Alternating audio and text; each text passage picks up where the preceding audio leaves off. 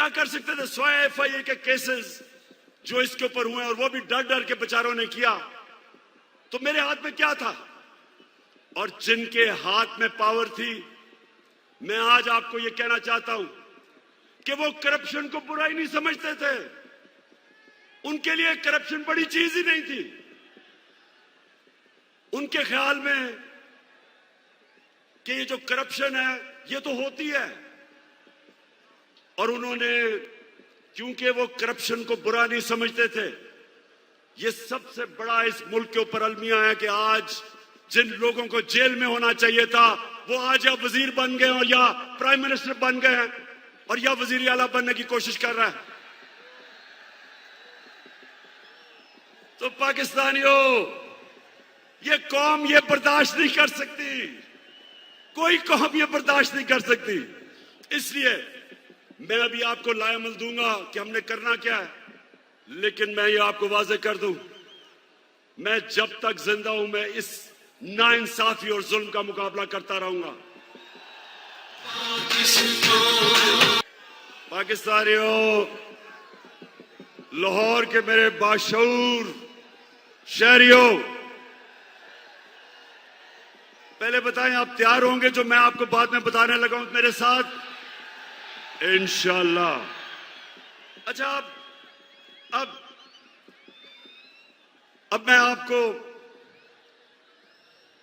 जिस चीज की मुझे और बहुत तकलीफ है कि वो केसेस जो भी ताकतवर है यहां, उनको हमारा इंसाफ का निजाम कानून के नीचे ला ही नहीं सकता। अब ये सोचें कि जब हमारे नबी सल्लल्लाहु अलैहि वसल्लम ने कहा था कि कौम तबाह हो जाती जब ताकतवर को नहीं पकड़ती, डाकू को और सिर्फ छोटे चोरों को पकड़ती है, उनकी सोचें, उनकी हिकमत, यानी उनमें अल्लाह ने उनको सबसे दुनिया का अजीम आदमी किसी वजह से बनाया था और हमें हुक्म किया था कि उनकी सुन्नत पे चलो। देखिए, छोटा चोर भैंस चोरी कर लेगा, मोटरसाइकिल चोरी कर लेगा, ज्यादा से ज्यादा गाड़ी चोरी कर लेगा, कितना पैसा बना लेगा। लेकिन जब बड़ा डाकू चोरी करता है, अरबों रुपए की चोरी करता है, अब वो बिस्तर के नीचे नहीं वो पैसा रख सकता, वो बैंक में नहीं डाल सकता क्योंकि पकड़ा जाएगा। लिहाजा वो पैसा मुल्क से बाहर भेजता है, दुगना नुकसान करता है, चोरी भी बड़ी करता है। और जब वो पैसा मुल्क से बाहर भेजता है, जिसको मनी लॉन्ड्रिंग कहते हैं, तो वो डॉलर खरीद के भेजता है। जब वो डॉलर खरीदता है, डॉलर के ऊपर प्रेशर पड़ता है, रुपए की कीमत गिरती है। जब रुपया गिरता है, महंगाई आती है, गुर्बत बढ़ती है। आज ये हाल है कि यूनाइटेड नेशंस के सेक्रेटरी जनरल ने एक कमेटी बनाई है जिसको कहते हैं फैक्ट टाइप पैनल। उस पैनल को उसने कहा इन्वेस्टिगेट करो कि क्या वजह है कि गरीब मुल्क गरीब हो रहे हैं और अमीर मुल्क अमीर हो रहे हैं।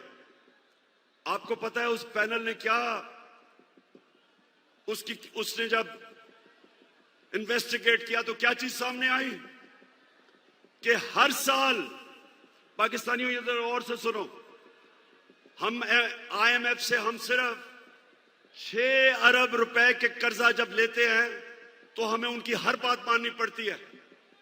हमें मुल्क के ऊपर एक जंजीर डल जाती है गले में, 6 अरब डॉलर पे। तो हर साल गरीब मुल्कों से जो पैसा जाता है अमीर मुल्कों में, ऑफशोर अकाउंट्स में, लंदन फ्लैट्स में, वो 1700 अरब डॉलर है। 1700 अरब डॉलर हर साल गरीब मुल्कों से चोरी होकर अमीर मुल्कों में जाता है। हमारे मुल्क से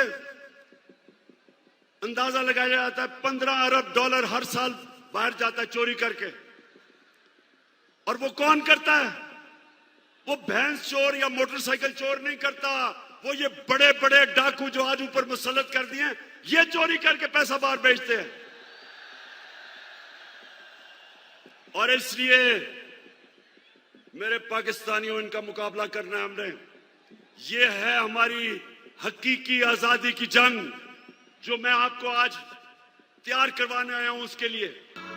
फिर से तू ये मैंने सुना है कि ये मीर जाफर की हुकूमत ने फैसला किया है कि कमीशन बनाएंगे उमर आसरे के ऊपर।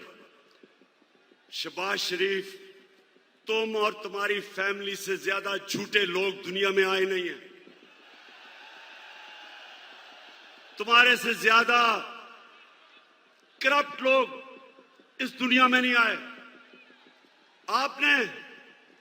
आपने तो जाके लाहौर हाई कोर्ट में गारंटी दी थी कि नवाज शरीफ वापस आ जाएगा। नवाज शरीफ ने नेशनल असेंबली में खड़े होकर कहा, जब पैनामा में ये पकड़े गए, पैनामा में क्या हुआ था? पैनामा में पता चला, इंकशाफ हुआ कि जो 4 महंगे तरीन लंदन में मेफेयर की अपार्टमेंट्स हैं वो मरियम के नाम पे हैं। तो जब पैनामा में यह इंकशाफ हुआ तो नवाज शरीफ ने असेंबली में जाके कहा कि ये है वो दस्तावेज जो साबित करते हैं कि ये लीगल खरीदे गए हैं। वो सारे दस्तावेज जाली निकले। फिर सुप्रीम कोर्ट में कहा, कहता कतरी खत आ गया। वो कतरी खत कहता है कि हमने कैसे अपार्टमेंट लिए, वो भी जाली निकला। फिर मरियम ने सुप्रीम कोर्ट में कहा, एक ट्रस्ट डीड उसने दिखाई। अब ट्रस्ट डीड क्या कहती है? उन्होंने कहा जी ये मेरे भाइयों के मेरे बीच में ये ट्रस्ट डीड थी। पता चला कि वो जिस कैलिब्री फॉन्ट से लिखी गई थी वो उस 2006 में आई नहीं थी। नकल में भी अकल चाहिए। और ये लोग जो आज लाहौर में जो इन्होंने प्रोपेगेंडा कर रहे हैं, मुल्क को भेजते हैं जिस पे पाकिस्तान चलता है, वो फॉरेन फंडिंग नहीं है। और हमने इनको बार बार कहा है कि जब भी आप इन्वेस्टिगेट करें तो नून लीग की भी साथ इन्वेस्टिगेशन करें, पीपल्स पार्टी की भी करें। और लाहौर के लोगों, मैं आपके सामने दावा करता हूं कि जब भी हमारी सामने इन्वेस्टिगेशन होगी, दूध का दूध पानी का पानी हो जाएगा। एक पार्टी होगी पाकिस्तान की तारीख में जो पॉलिटिकल फंड रेजिंग करती है, लोगों से पैसे इकट्ठे करती है। इनके पैसे वो बिजनेसमैन देते हैं जिनके साथ मिलकर ये पैसे बनाते हैं, उनको कॉन्ट्रैक्ट्स दिलवाते हैं, फिर उनसे पैसे लेते हैं। एक एक का नाम भी मुझे पता है। उनसे पैसे लेते हैं। इनके पास कोई फंड रेजिंग का तरीका नहीं है। तो मैं चैलेंज करता हूं कि अगर हिम्मत है तो हम तीनों के इकट्ठे केस सुनो, ताकि सारी कौम को पता हो, सारी कौम के सामने आए कि किससे सही मायने में पैसे इकट्ठे करें और कौन 2 नंबरी से पैसे इकट्ठे करता है।